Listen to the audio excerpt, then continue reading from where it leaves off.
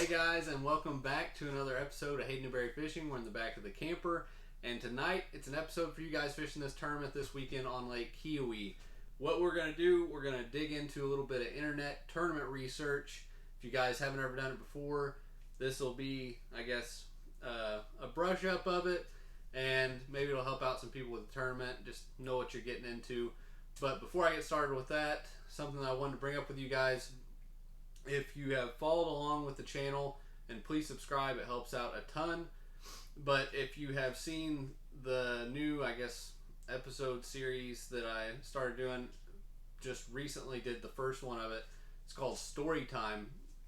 And what we're going to do with that in the future, which I haven't figured out every bit of necessarily what baits and everything I'll be giving out, but what we're going to do, I really like some of the responses and stuff I got to my story, which some will be my stories, but if you guys want to send in a story, pretty much what I'll do, send in the story. If I use your story on an episode of Story Time, which I think I'll probably be doing one a week, I will send you a free crankbait or a jig. Haven't honed in on exactly which one we're going to do. I think I might do, at least for the first round, I might do one of the V&M jigs that I use, the B&M swim jigs that I used for my top 10 on Sam Rayburn. I think I might just give away one of those maybe for the first one. But send in any, and these are strictly tournament stories, so anything that's happened to you that you think is interesting or kind of a, I guess, interesting story for me to tell on the show of Story Time, then share it with me on Hayden Newberry Fishing or h.newberryfishing@gmail.com. Send me the email with the whole story and leave, either I can contact back to you through that email, or I can get a hold of you if you want to leave your number and your name and everything in there.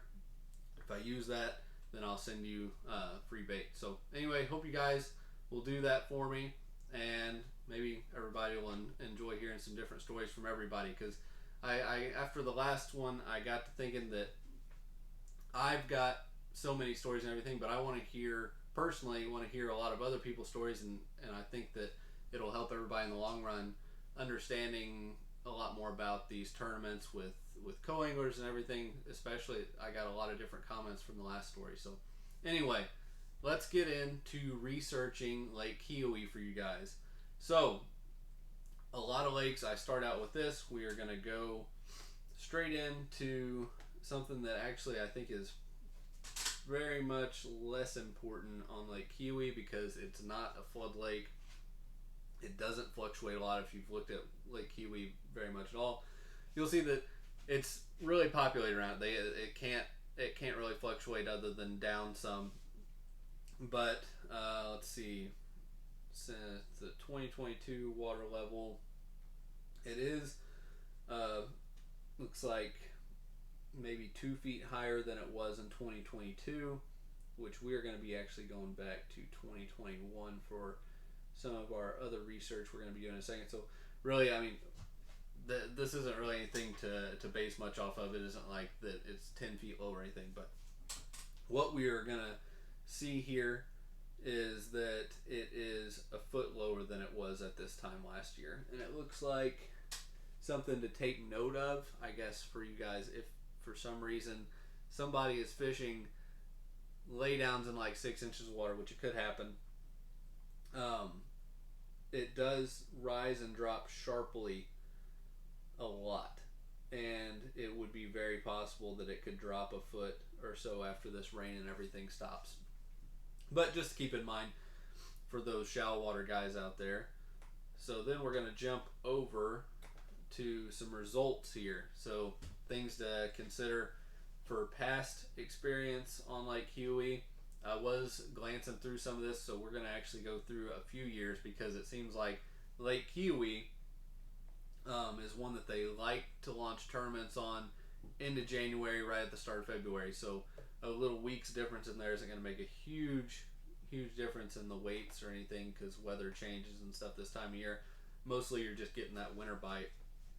But it looks like we're going to go back to 2021, because in 2022 the tournament on Lake Keowee was in March. So February 6th of 2021, Troy Morrow won with 15 pounds, and it took, scroll down here, 8 pounds 4 ounces to cut a check, and this is a field of right around 200 people. I'm going to bounce over to the co-angler side. On the co-angler side, it took 5 fish for 11 pounds 9 ounces from James South. I'm going to actually, I know that there is, or used to be a way where you could see the pairings. I would be interested if those guys were in the same boat. But something that I'm actually going to jump on here, if I can go to, we're going to go to the schedule, and then we're going to go to 2021, and we'll go to the Bass Fishing League. I'm going to look up for you guys what bait actually won on Keowee back in 2021. I believe from looking just a little bit ago when I was scanning through that it was a swim jig, also a swim jig head. So now we get in here. So we'll look at a little piece of what I thought was kind of interesting information that also makes me think that possibly the winning co-angler and the winning boater were in the same boat. So if we look at, winning boater was throwing a 3/8 ounce outcast tackle swim jig head with a Zoom boot tail fluke swim bait trailer, color not disclosed.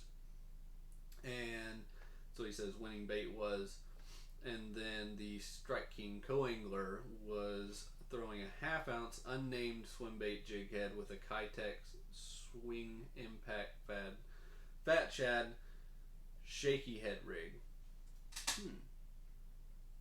Oh, and a shaky head rig. Okay. That was sounding like something really, really made up. Okay, so sounds like possibly the boater and the co-angler from 2 years ago, almost the exact same time of year, were both primarily throwing a swim bait or a swim jig head style bait with a swim bait on it. I'm actually going to go back through a few more years since we just got through that, because to me this is very interesting information. If you know nothing about the lake, if you're a co-angler, especially traveling to this tournament, maybe you've never even fished the lake before, you're going to show up the day before and go out with your boater. If he says that he's fishing around some of the docks or anything on the lake, then that is definitely something to take into consideration. Maybe you need to pack some more swim jig heads and swim baits. But we're going to go to the Savannah division from this page. Something also to consider, I don't know how many of you guys that are going to be watching this have been in the area recently. We have gotten rain, the heavy rain the day before yesterday. No rain yesterday, and then heavy rain all day again today. I was just actually down on Santee, and it is straight mud down there, and I've been on Lake Keowee after heavy rains also, and it might have a little bit of time to start clearing up if it doesn't get any more rain before then.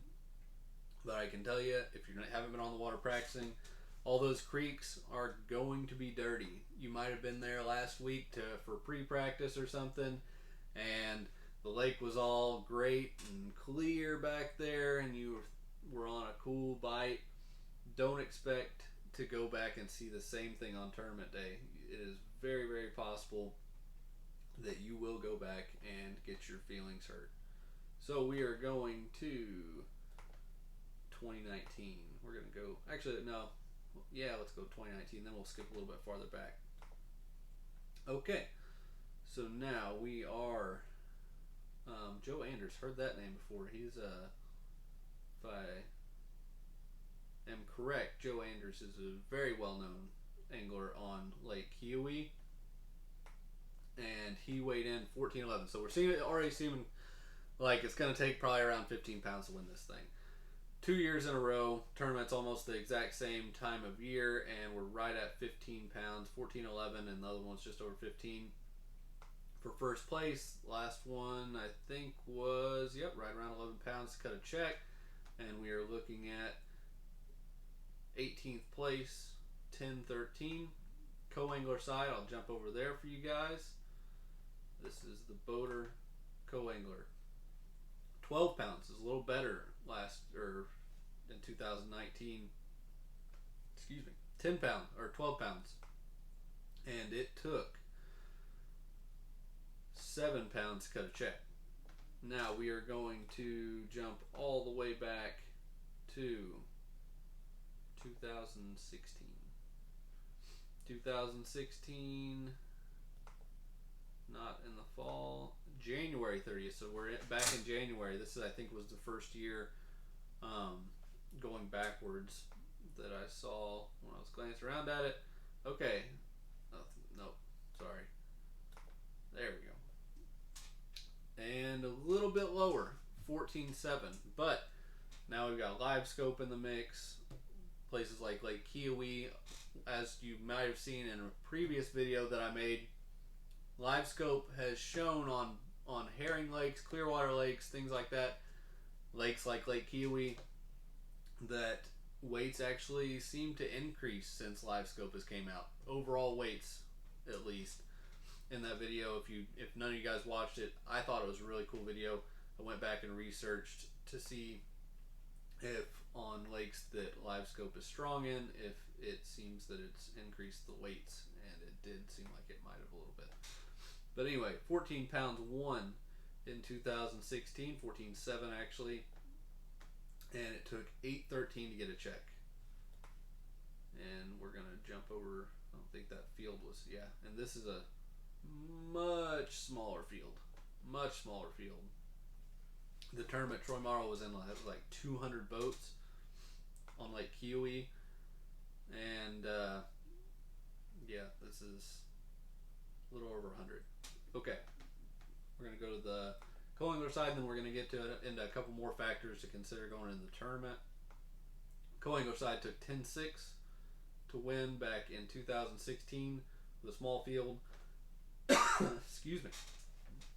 And took 5.8 on the co-angler side to get a check.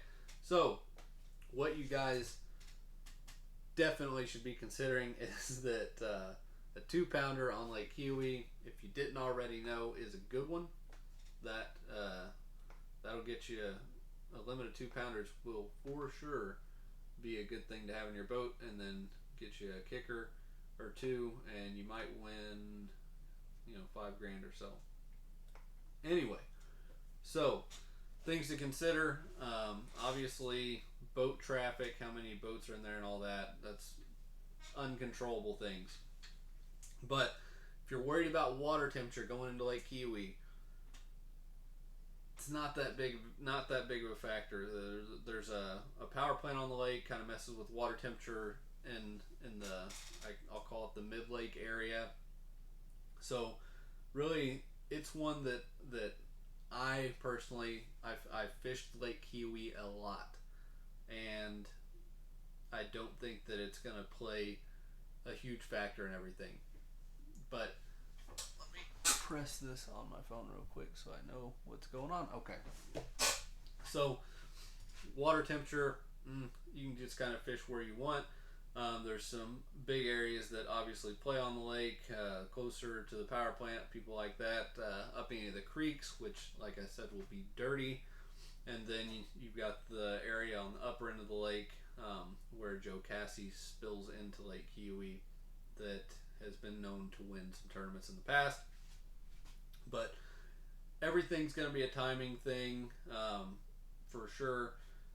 Go into the weather here for one last little bit of info for you guys going into it. Looks like the weather is actually going to stabilize just a little bit going into it. It's going to be kind of windy, and something really to look forward going into these tournaments is just what your weather is going to be like also the day before. But like I said, the weather that you need to be paying attention to is actually days before. It's this rain that's pushed through. So warm rain today, 65 degrees today, and well, actually a little cooler than 65. And then that was a cool rain there. But it definitely probably warmed up some of the water. So anyway, pretty much things to consider is that is really the rain weather wise, because it doesn't look like there's going to be much other than cold air and wind coming. So it's going to be a cold tournament, and probably I would say still going to be pretty dirty in the creeks and things, but might be one that you need to bring your swim jig along for. Anyway, hope the information helped you guys out. I didn't want to ramble too long about any of this stuff, but just some quick tournament research for you guys going into it. Please subscribe to the channel. Helps out a lot, and I'll see you guys on the next one.